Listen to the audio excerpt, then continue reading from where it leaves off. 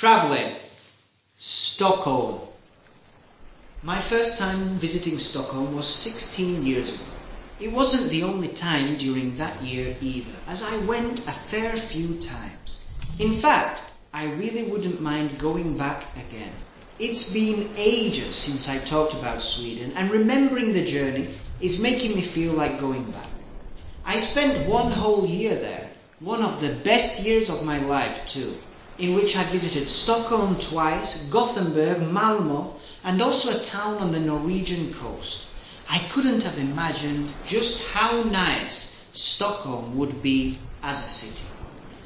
It's located on Sweden's east coast, in the southern half, in the middle of a huge lake, one of the many lakes in Sweden. The central parts of the city are formed by 14 islands, all connected by bridges. This really gives the impression that the city is on the water, so to say. Gamla stan is the nicest part of the city. It's the old part, which actually dates as far back as the 13th century. You can find a lovely big square here that you might have seen before, with many little cobbled alleys coming off it.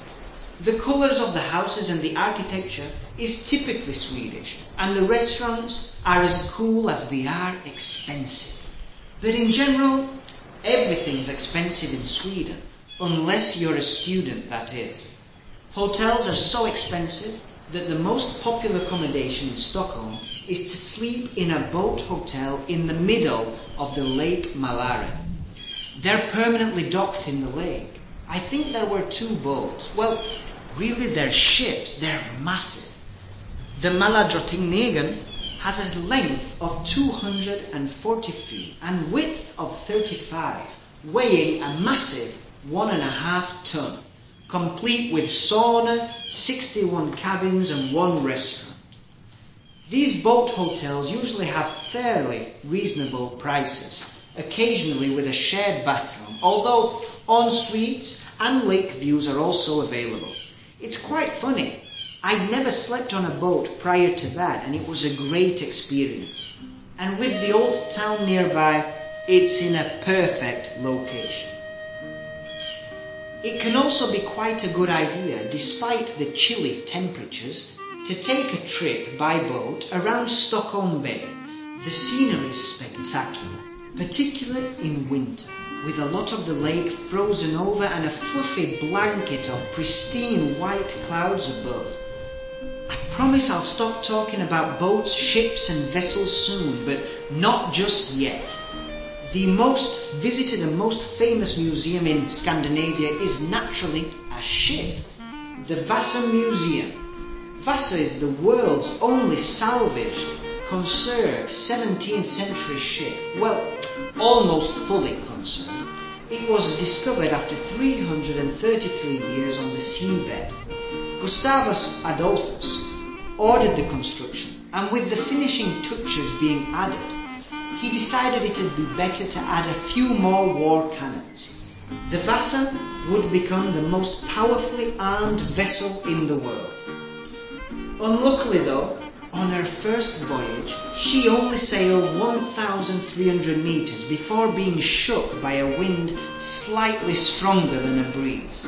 And in only a matter of minutes, this great warship, symbol of the Swedish Empire, capsized and sank to the seabed at a depth of 32 meters.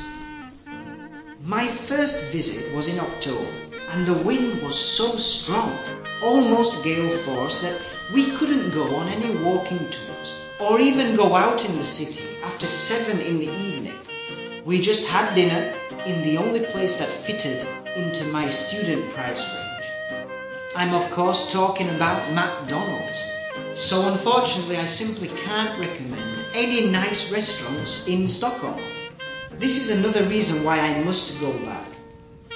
I did try Swedish food though, when a Swedish friend invited me to come over for dinner one evening. Her family prepared proper Swedish food, which was a little bit daunting, especially after they told me they had cooked reindeer. Allegedly, it's very healthy, low in fat, high in omega-3 and 6, and well, It was nice. They fried it in some oil, put some salt and pepper on it, and then added some beer, which they said makes it tender. It was served with some mashed potatoes, and it went down very well. The Swedes eat a lot of berries. Their forests and meadows are abundant with Swedish blueberries, lingonberries, which are often made into jam and served with steaks, and last but not least, the cloudberry, occasionally served with vanilla ice cream, or it's sometimes found as a jam with a piece of fried camembert, if you're lucky enough. You can also get some wild raspberries and wild strawberries. Yes, like the Swedish film. I lived in Gothenburg for most of my time in Sweden, and if you head north, you can experience something not too common in Sweden. Fjords. The landscapes you can find in Sweden are breathtaking. A midnight sun, evergreen forests that stretch for miles, isolated coastlines, and the fjords are another must-see. While Sweden's not as well known for its fjords as neighbouring Norway, it's incredible to go in either winter or summer. In summer you'll see locals bathe in the waters. You can too if you're brave enough. And in winter you'll be amazed at the snow-capped surroundings. Here's where I tried the finest salmon I've ever tasted. The shrimps too were lovely. Gothenburg as well is well worth spending a day or two in. There's a young feel to it as many students spend time there. It's quite a fashionable and artistic city. The Avenyn Boulevard is lined with trees and perhaps more importantly bars and restaurants. It's the street in the middle of everything.